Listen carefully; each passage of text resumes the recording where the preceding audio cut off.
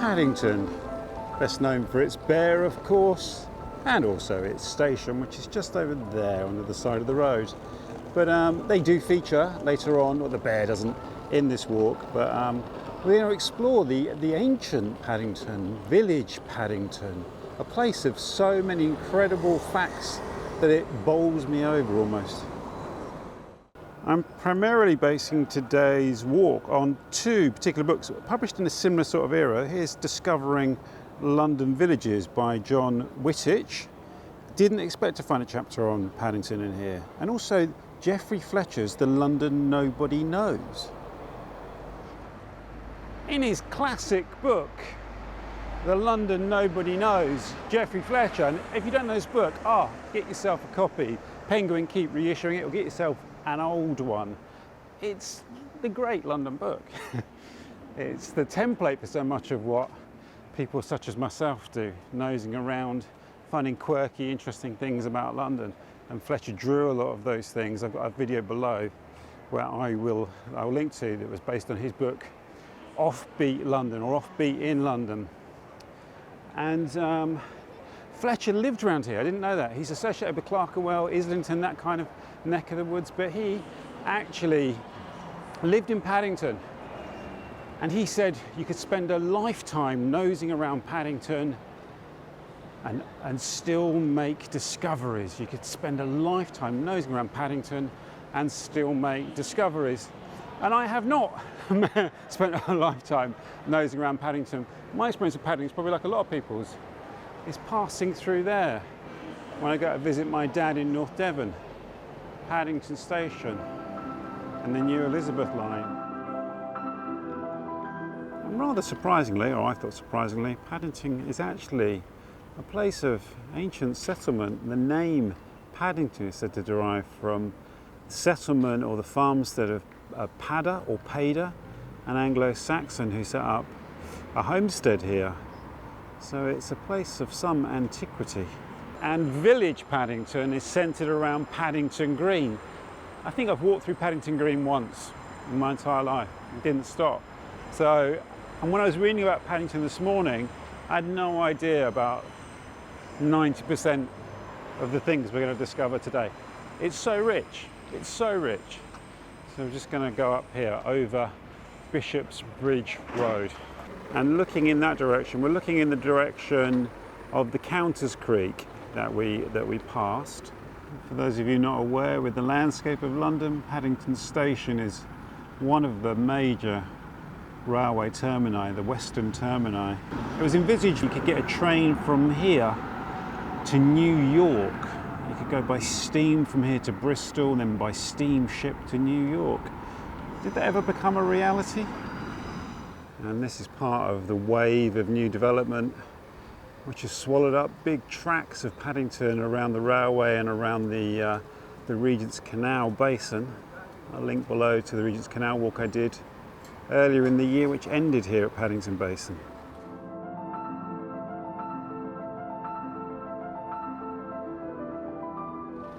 We have a major road intersection to navigate here and a big flyover over the Harrow Road. If you were following my footsteps, probably don't go this way, there's an easy way, but I just want to follow the trail starting at Paddington Green. Here we have St Mary's Square and St Mary's Terrace.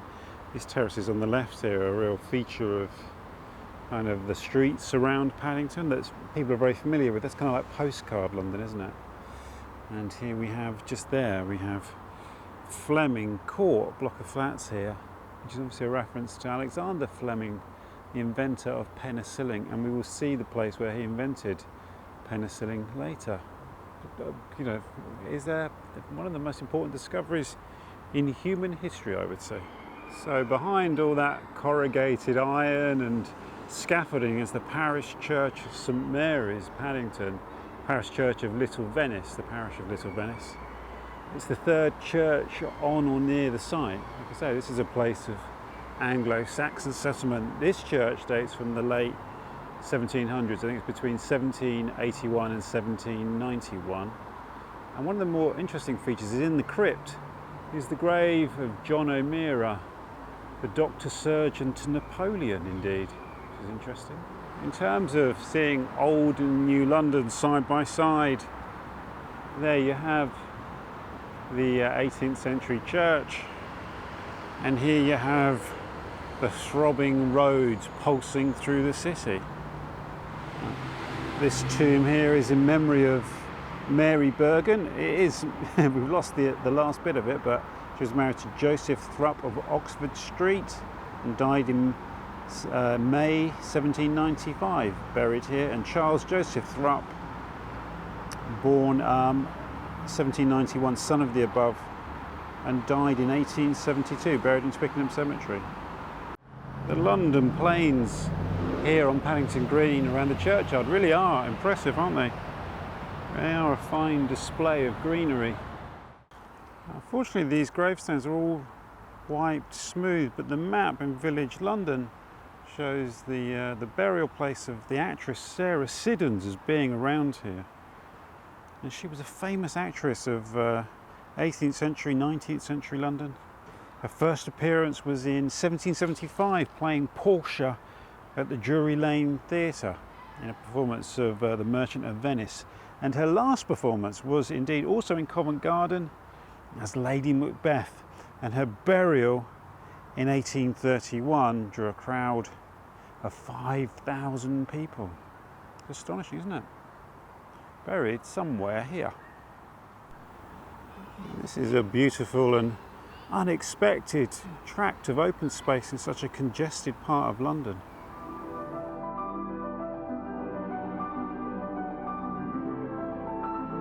I have to say the City of Westminster information boards are very thorough and very good. It gives a good history of Paddington Green, saying that although first mentioned in 1547 would have existed long before then, I think going back to the idea of it being a Saxon settlement, and it was used to graze cattle. A fascinating fact about Paddington Green, it's where the first London bus service left from.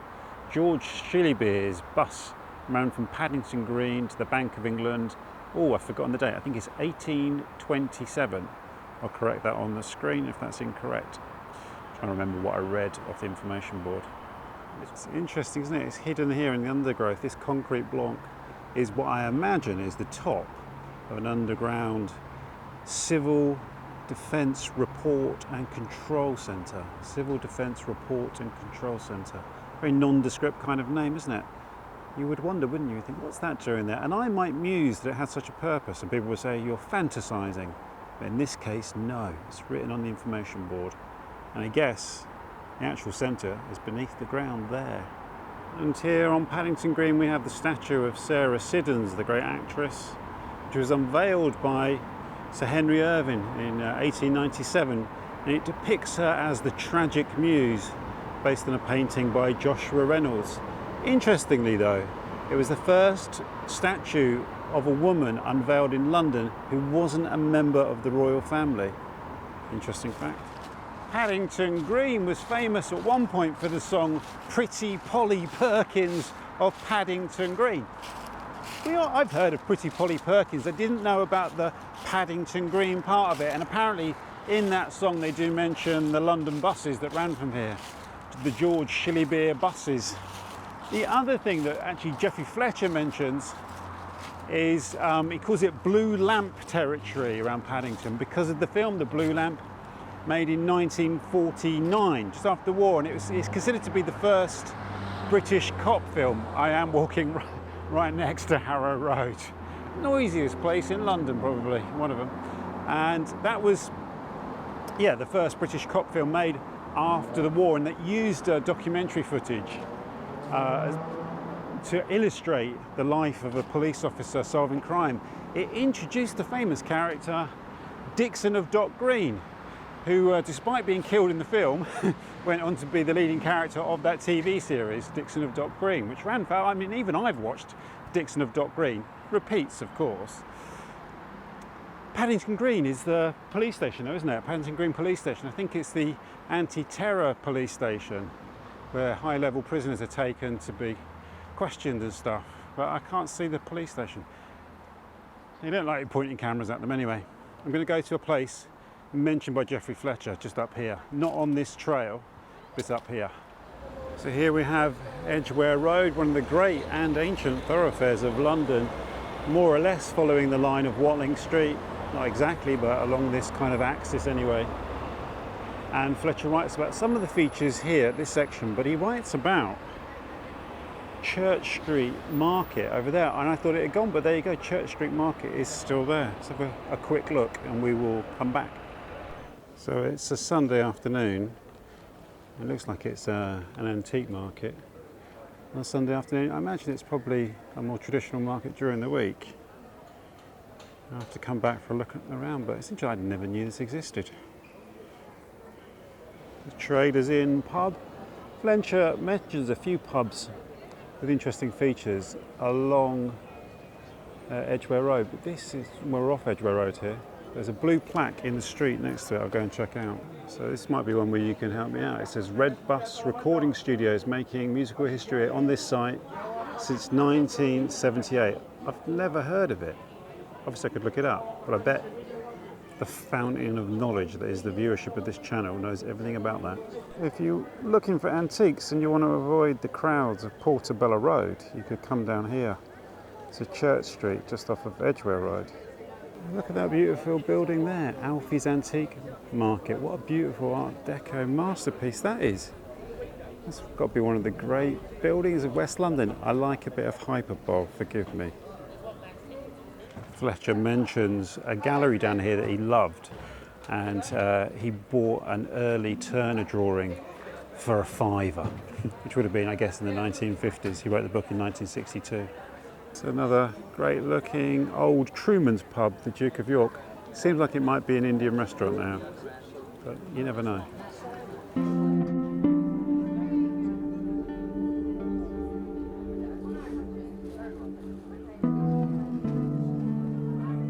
Fletcher did write about the portico of an old Victorian music hall still being here when he was writing, 1962? But I can't, it looks like there's been a lot, I imagine, bomb damage, right? Or it could just be 60s redevelopment.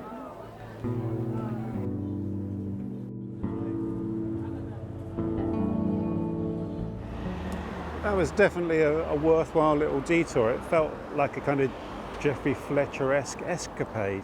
I could feel his presence down there. How brilliant. We'll return to the heart of Paddington, over to Praed Street now. They say Edgware Road is the best place for Lebanese food and Middle Eastern food. I haven't eaten down here for a long time. I think you'd need a recommendation, I think.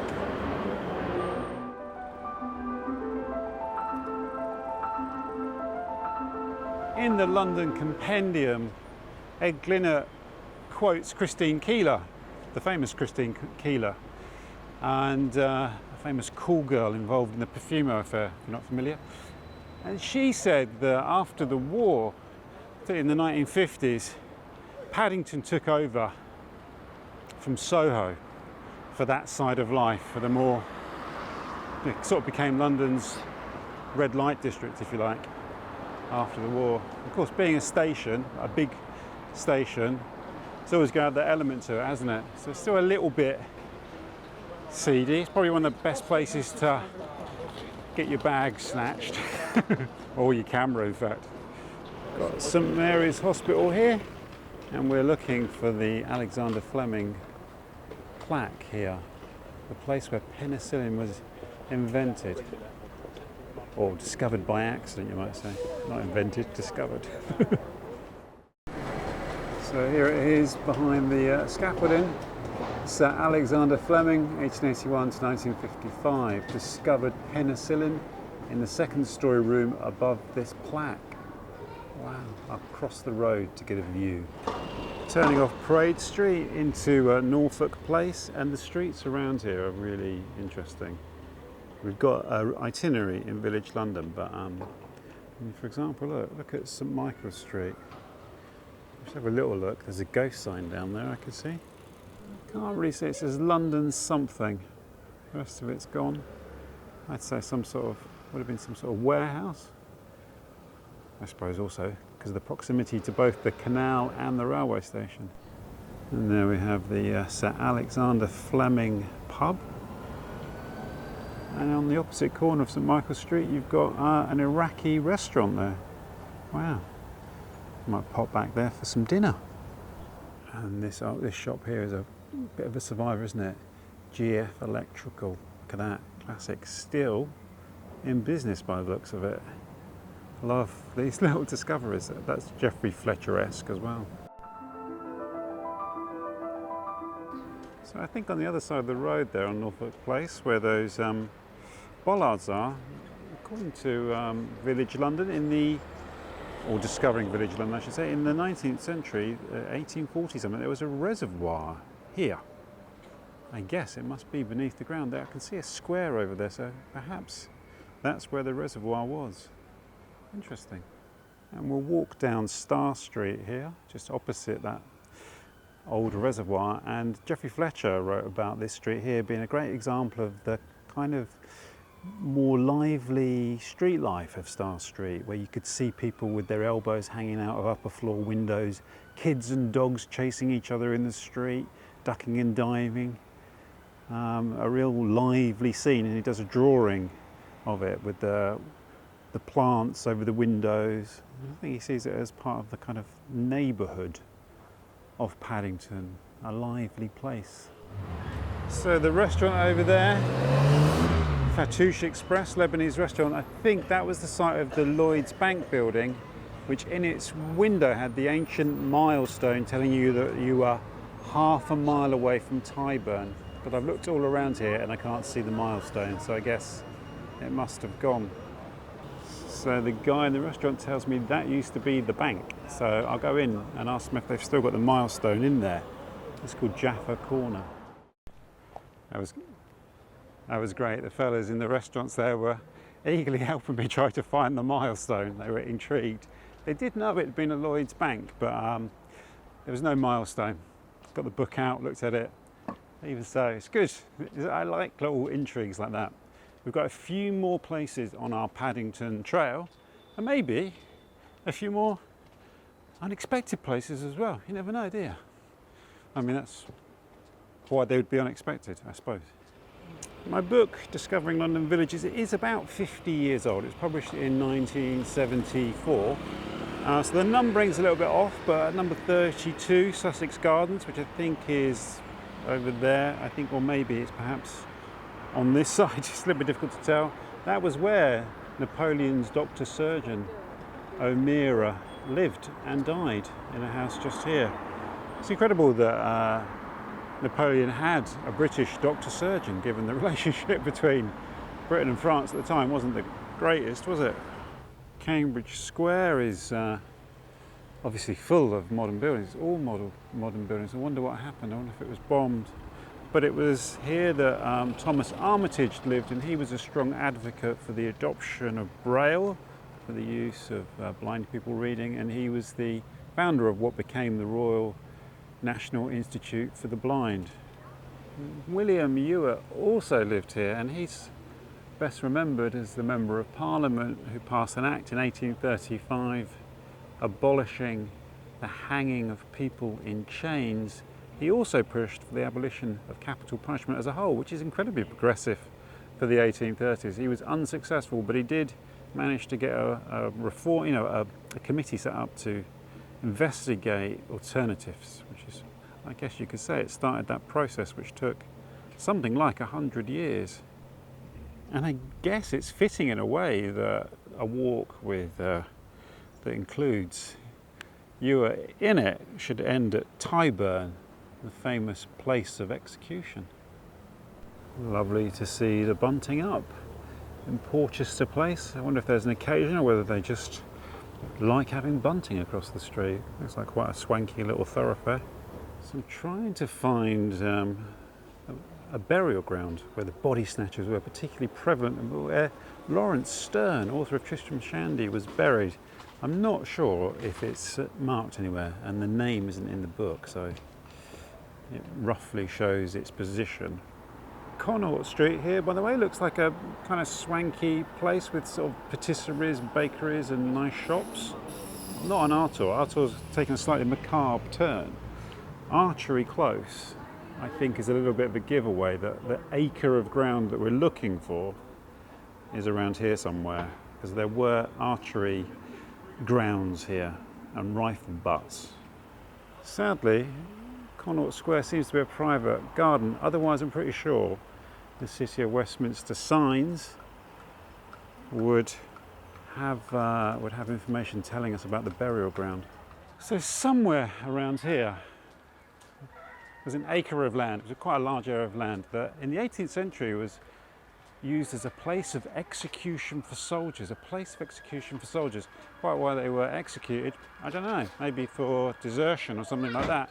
And then it became a burial ground, a large burial, an acre. An acre, I think, is quite a decent sized chunk, so it would cover this area. Or these houses do look like they might be 19th century, I guess. But it's where Laurence Sterne was buried in 1768. And straight after his burial, his body was exhumed, it was dug up by body snatchers. There was a lot of that kind of thing going on at the time. And it was sold to a professor of anatomy at Cambridge. But it happened that the guy was a friend of Laurence Sterne and recognised the body of his recently deceased friend. So he returned the body to London for reburial. When they built the flats, they had to exhume all the bodies in the graveyard. It was used for the parish that was around Hanover Square. And when they reburied Sterne's body, they realised the skeleton had two heads, one of which was his, which is interesting, and the other one, I don't know, they don't know who it was, which is a fascinating story. Now we're going to go to the smallest house in London, the Hill of Martyrs, and then the Hanging Tree. Bayswater Road here, with Hyde Park over there and Speaker's Corner and all that jazz. We're not doing any of that. We're looking for the smallest house in London. So this here, at number 10 Hyde Park Place, is the smallest house in London. Apparently it was built because the owner wanted to block a passageway beside the house. Which is interesting, isn't it? I wasn't expecting it to look like this. I wonder if anyone actually lives in there. Interesting. Do you live there?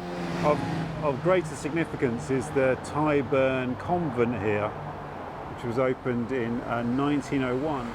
So the Tyburn Convent here, right next to the smallest house in London, was established in 1903. The book says 1901, but the plaque on the wall says 1903. And it was established here because of the 105 Catholic martyrs that were executed at Tyburn between 1535 and 1681. And it's houses, or is run by an order of nuns from Montmartre, if I pronounce that right, Montmartre in Paris. Montmartre being the Mount of Martyrs, and Tyburn being known to Catholics as the Hill of Martyrs. Apparently the crypt here houses the relics of a number of saints. So now we're going to end our walk at the Tyburn Tree itself, the famous, notorious place of execution. So here at the end of Edgware Road, where it meets Bayswater Road and Hyde Park Corner, was the site of the Tyburn Tree, the famous place of execution, primarily for prisoners from Newgate Prison on the edge of the City of London, who were brought here through the city to be hung. Interestingly, in my book Discovering London Villages, it talks about a 12-foot tree where people could be hung from 8 sides. I looked online, actually the Tyburn Tree was in fact a wooden gallows. There probably was a tree here originally, but the wooden gallows that was erected here in the 16th century sometimes hung up to 24 people at a time. In the 1740s alone, there were 700 people executed here just in that decade. So thousands of people met their end here, not just the Catholic martyrs. It was a terrible place, for 650 years. The last execution took place in 1783, a fellow named John Austin.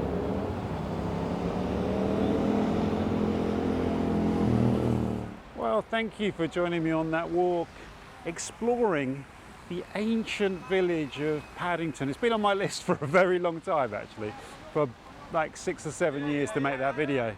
because I would see. Here we go. So thank you for joining me on that fabulous walk exploring the ancient village of. Oh. Big up John, man. Big up John. 100 times. Subscribe.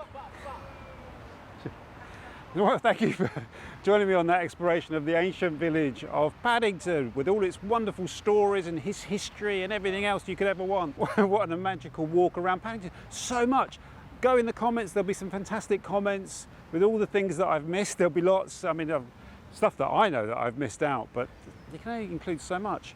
Oh, brilliant. That's the best end to a piece of camera I think I've ever had. So, as I always like to say, I look forward to seeing the next walk, wherever that may be. And I have a pretty good idea, but not a concrete idea. I found myself on a traffic island. Why didn't I come here? Take care. All the best.